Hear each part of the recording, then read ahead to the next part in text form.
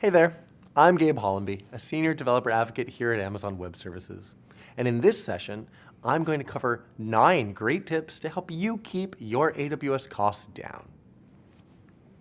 Whether you're seeing usage increase because your customers are relying more than ever on your services, or perhaps you just want to dial in your spending for the road ahead. In either case, there are things you can and should do to optimize your cloud costs. And in this session, I've highlighted 9 quick cost optimizations that every customer should probably consider. Give me about 30 minutes of your time, and I'll give you the tools and approaches that can have a significant impact on your cloud costs right now and into the future as well.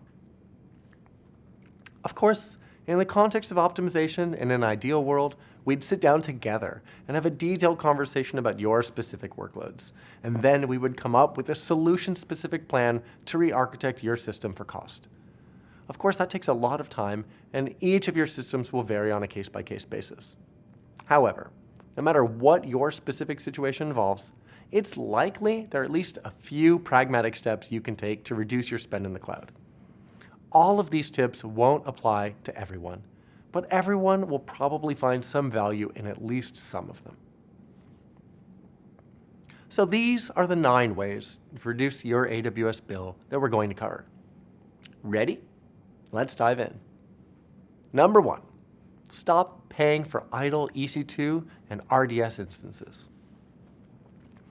If you have workloads running in non-production environments, such as development, QA, testing, or non-mission critical workloads, and if it's not part of your operational process to shut these resources down during evenings, weekends, and holidays, then you might be paying for lots of idle time in Amazon EC2 instances and RDS databases. In many cases, teams keep these types of environments running through nights and weekends because it's just too much work to automate the stopping and starting of these environments to follow a schedule. Well, happily for you, AWS now has made it much easier to operationalize instance scheduling in your account by providing a pre-built CloudFormation-based solution called the AWS Instance Scheduler. The AWS Instance Scheduler is a simple AWS-provided solution that enables you to easily configure custom start and stop schedules for your EC2 and RDS instances. The solution is easy to deploy and can help reduce your operational costs. Instance scheduling allows you to leverage the elastic nature of the cloud and pay only for what you need. You can stop and restart EC2 and RDS instances. When these instances are stopped, you no longer incur hourly charges. In this graph, for example, you can see how elasticity is being leveraged over the weekend to reduce EC2 costs. Non-critical instances are shut down on Friday night and restarted Monday morning. So if you're running any non-production workloads or environments that consist of EC2 and RDS instances, and these environments can tolerate being turned off while not being used, our recommendation is to automate instance scheduling using the AWS Instance Scheduler to reduce your on-demand EC2 and RDS costs. It takes just minutes to hours to implement, depending on your particular environment size and complexity. Customers who use the solution to shut instances down from Friday 6 p.m. to Monday 6 a.m. can save up to 35% compared to running these instances all weekend. These savings can be realized in minutes, and there's no commitment required. Here's how you get started. First, just install the AWS Instance Scheduler by downloading the CloudFormation template or by launching the solution into your AWS console via the link at the bottom of this slide. Then, create a schedule based on your business requirements and apply a special tag, which the solution uses to discover which resources to manage, to your non-production EC2 and RDS instances to be scheduled. That's it. It's very easy to get started with this tool. Okay, number 2.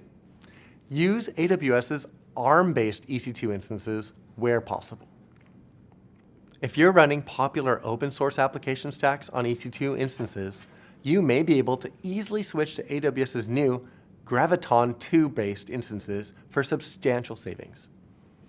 AWS Graviton processors are custom built by AWS using 64-bit ARM Neoverse cores to deliver the best price performance for your cloud workloads running in Amazon EC2. Amazon EC2 provides the broadest and deepest portfolio of compute instances, including many that are powered by latest generation Intel and AMD processors. AWS Graviton processors add even more choice to help customers optimize performance and cost for their workloads.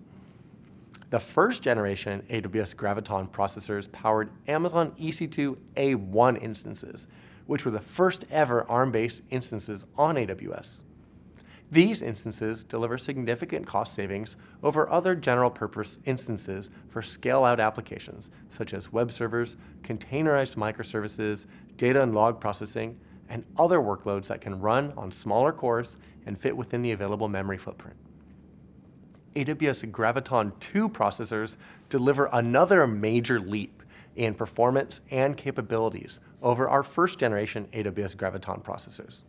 They powered the Amazon EC2, M6G, C6G, and R6G instances, and now the D variants of those same ones, that provide up to 40% better price performance over comparable current generation x86-based instances for a wide variety of workloads, including application servers, microservices, high-performance computing, electronic design automation, gaming, open-source databases, and in-memory caches. The AWS Graviton 2 processors also provide enhanced performance for video encoding workloads, hardware acceleration for compression workloads, and support for CPU-based machine learning inference. They deliver 7 times more performance, 4 times more compute cores, 5 times faster memory, and caches that are twice as large. Switching your EC2 instances over to an ARM-based instance type can be a relatively simple process for some cases. It may be as simple as choosing an ARM-based AMI for a new instance and reinstalling your application software.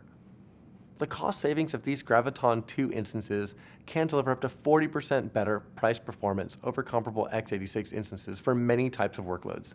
There's no commitment required, and you can realize these savings quickly as well. Major Linux distributions are available on ARM architecture. Just select the Amazon Machine Image, or AMI, corresponding to the ARM version of your favorite distribution when launching an instance in the AWS Management Console. Be sure to select the 64-bit ARM button on the right part of the screen. You'll find ARM versions of commonly used software packages available for installation through the same mechanisms you currently use, like yum, apt-get, pip, or npm. While some applications may require recompilation, the vast majority of applications that are based on interpreted languages, such as Java, Node.js, Python, and Go, should run unmodified on M6G and the D variant instances. In the rare cases where you need to recompile or debug code, we've assembled some resources to help you get started too. See the page at the bottom of this slide for more info on the tooling we have available to help you build on Graviton 2 instances. Number 3, choose Amazon EC2 Spot for stateless, fault-tolerant, and loosely coupled workloads. Amazon EC2 Spot instances let you take advantage of unused EC2 capacity in the AWS cloud. And when you do, Spot instances can give you a discount up to 90% compared to the on-demand prices. You can use Spot instances for various stateless, fault-tolerant, or flexible applications, such as big data, containerized workloads, CI/CD, web servers, high-performance computing, and test and dev workloads.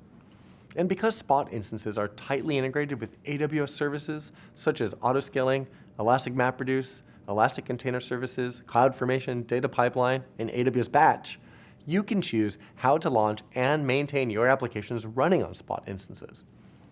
The way Spot instances work is that you opt in to starting a Spot instance when you launch a new EC2 instance.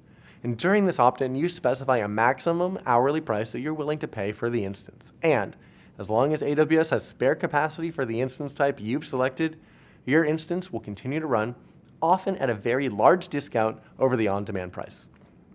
Then if demand for your Spot instance type increases beyond the maximum price you've specified, your instance will receive a 2-minute termination notice so that it can clean up any work in progress and prepare to be reclaimed by AWS.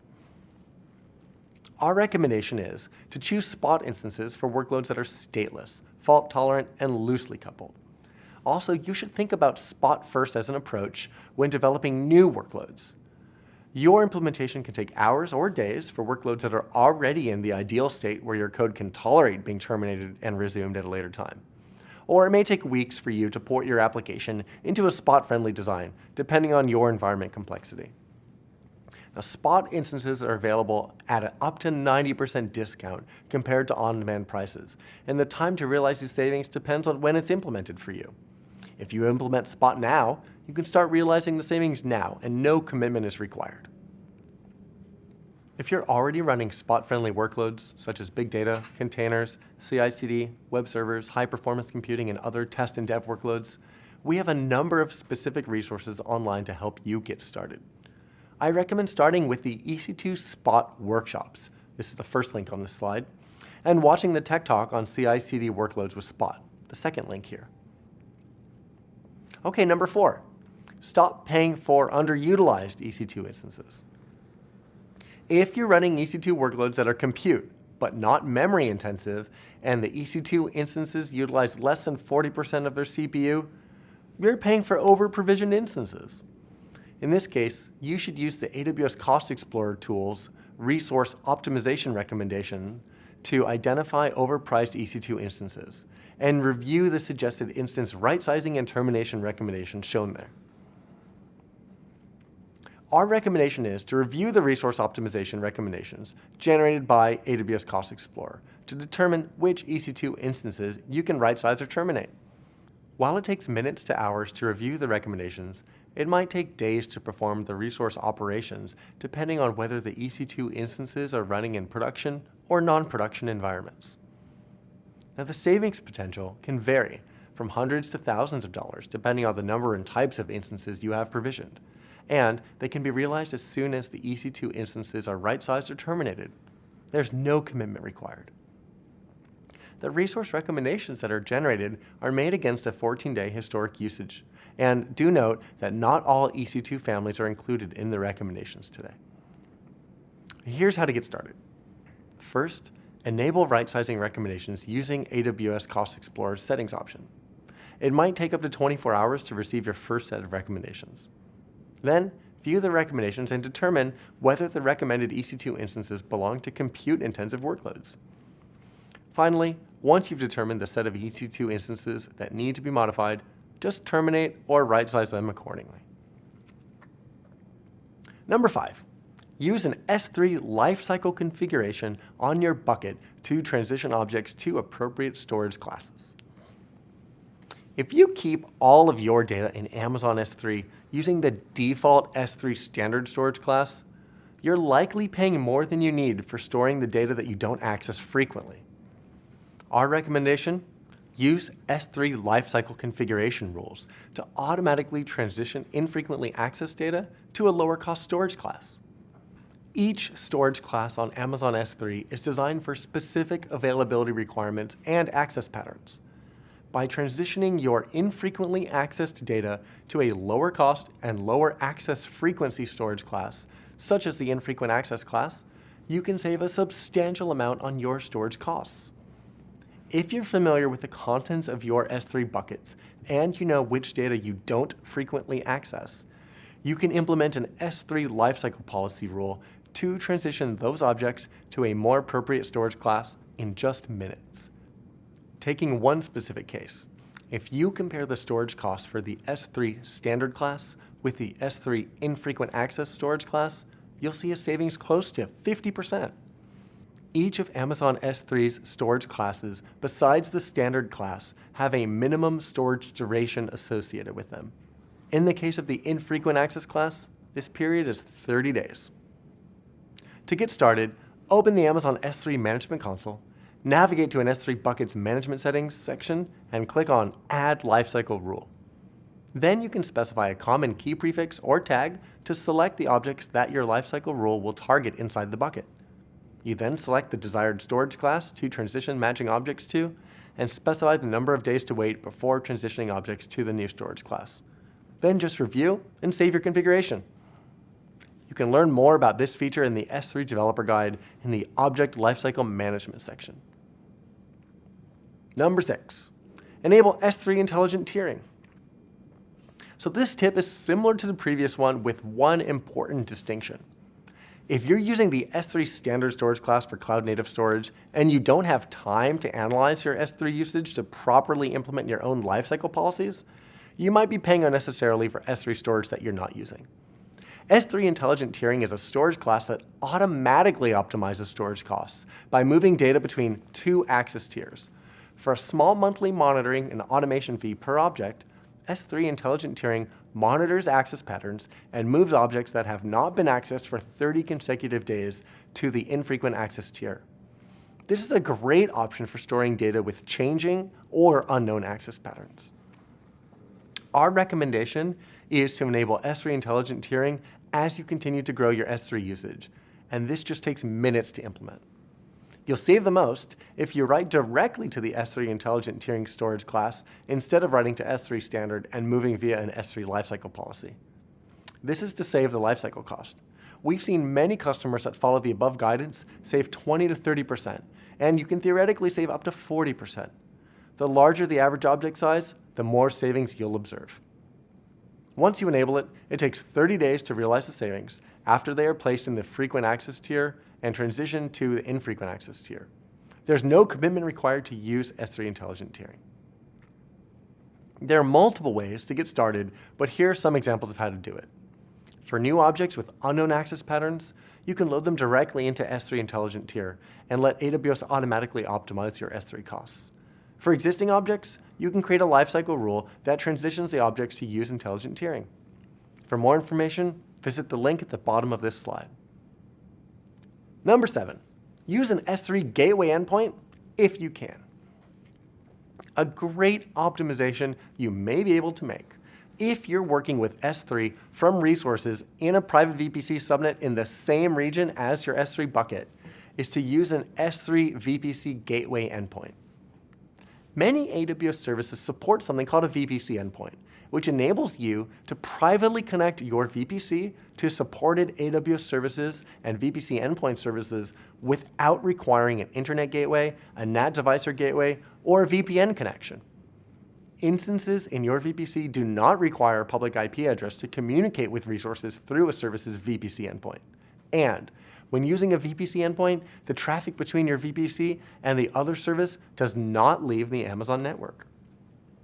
Some VPC endpoints carry an additional cost to use, but getting set up and using an S3 gateway endpoint is free of charge, and it can be a great way to optimize your costs for cases where you have resources in a private subnet trying to communicate with an S3 bucket in the same region. Using an S3 gateway endpoint is a relatively quick addition you can make to your VPCs, assuming that you have instances writing to buckets in the same region. If you go this route, you could potentially terminate any NAT gateways you were using, assuming that the instances in your private subnets have no other need for internet access, saving on both the monthly NAT gateway costs as well as on the transfer charges for data flowing through the NAT gateway as well. NAT gateways are charged on a per NAT gateway hour basis, so if you terminate your NAT gateway, you can quickly realize savings, and there are no commitments required to using an S3 gateway endpoint. For example, if you configure a VPC gateway endpoint for S3, then your EC2 instances in the same region as your S3 bucket can communicate directly with Amazon S3 instead of routing that traffic through a NAT gateway. This results in less load on your NAT gateway, and it will definitely save you outgoing data transfer costs as well. To learn how to configure and use a VPC gateway endpoint for S3, look for the VPC endpoint section in the Amazon VPC user guide documentation linked at the bottom of this slide. Okay, number 8, use the on-demand capacity mode for DynamoDB.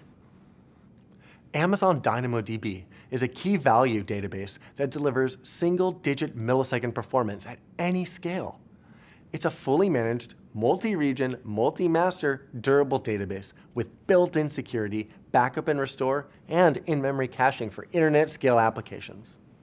DynamoDB can handle more than 10 trillion requests per day and can support peaks of more than 20 million requests per second. DynamoDB allows you to provision a fixed capacity for your tables, but it also has an on-demand capacity mode that's much more flexible. If you are using provision capacity for DynamoDB tables and your application traffic is difficult to predict and control, or if your workload has large spikes of short duration, or your average table utilization is well below the peak, then you might be paying unnecessarily for provision capacity that you're not using. Amazon DynamoDB On-Demand Capacity Mode is a flexible billing option for DynamoDB capable of serving thousands of requests per second without requiring capacity planning. With On-Demand Capacity Mode, you pay per request for the data reads and writes your application performs on your tables. You do not need to specify how much read and write throughput you expect your application to perform, as DynamoDB automatically accommodates your workloads as they ramp up or down. Our recommendation is to configure your Dynamo tables with on-demand capacity for tables as you continue to grow your DynamoDB usage, and this takes minutes to implement. Your savings potential will depend on the number of reads and writes your application performs on your table. To quantify your potential savings for tables that are idle or for hard-to-predict workloads, we recommend switching to an on-demand capacity mode for a short period of time and comparing your costs to when your tables were configured with provision capacity. You will start realizing savings as soon as your table is configured with on-demand capacity, and you can toggle between provisioned or on-demand capacity modes once every 24 hours. To get started, you can configure on-demand capacity mode for existing DynamoDB tables or for new tables.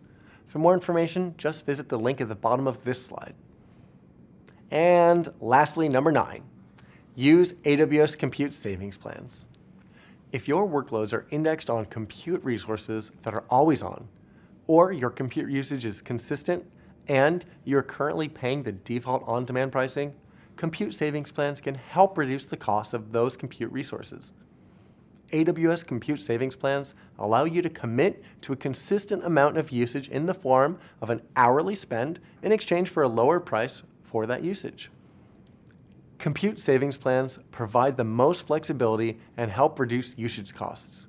These plans automatically apply to EC2 instance usage regardless of instance family, size, availability zone, region, operating system, tenancy, and between compute options.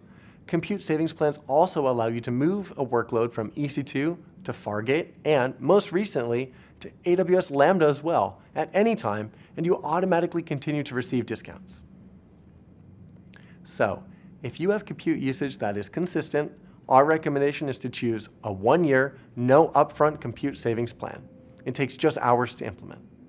Compared to on-demand prices, a 1-year, no upfront compute savings plan will provide up to 54% discount, and the savings can be realized within hours of purchase. This requires a 1-year commitment, but the break-even point is typically from 7 to 9 months. Here's how you get started. In your AWS Cost Explorer console, review your savings plan recommendations, then customize those recommendations based on your needs, such as term length and payment option. And lastly, add your preferred savings plan's amount to the cart and purchase. So there you have it, 9 ways to help you control your costs in the AWS cloud. And although you've seen many ways to reduce your costs today, there are a number of self-service options for you to use in your cost optimization journey. To understand your costs, use AWS Cost Explorer. To control your costs, use the AWS Budgets tooling. And to optimize your costs, use AWS Recommendations. Our AWS Digital Training offers free on-demand digital courses that help you learn new cloud skills and services when and where it's convenient for you. Register for free AWS Digital Training at aws.training. Well, we hope you found this session interesting. Please let me give you a kind reminder to complete the survey. Let us know what you thought of today's event and how we can improve the event experience for you in the future. And finally, I just want to say thank you for taking the time to let me share this session with you today. I know your time is really valuable, and it means a lot to me that you stayed with me here until the end. If you have any questions or comments that you'd like to share about today's session, please just get in touch. You can find me on LinkedIn and Twitter.